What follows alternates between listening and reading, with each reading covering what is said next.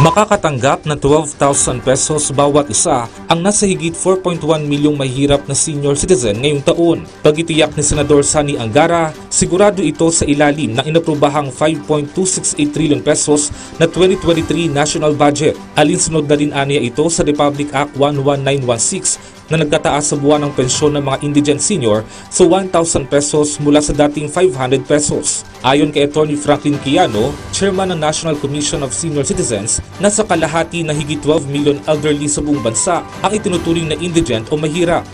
Ang available na funds na budget na nasa DSWD is only for 500 pesos, meaning 6,000 for this year.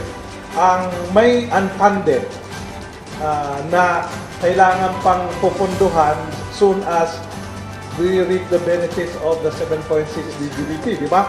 So, pagka may nakuha tayong additional, mapupunduhan yung 12,000 per indigent senior within this year. Binigyang halaga rin ng NCSC ang matagal na isinusulong na Universal Social Pension kung saan lahat ng mga lolo at lola, mayaman man o mahirap, ay makakatanggap ng dagdag na 1,000 pisong pensyon mula sa gobyerno bukod pa sa pensyon na magmumula sa SSS. But that does not forget the fact that may mas mahirap pa. Kaya bukod sa Universal Social Pension, kailangan talagang bigyan ng at least 3,000 per senior citizen na indigent.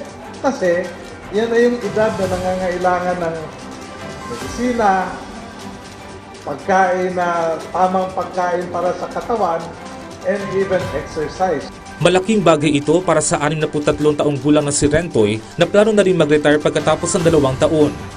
Para sa budget, sa pang-araw-araw at sa mga vitamins ng mga senior citizen at sa mga maintenance din nila ng gamot.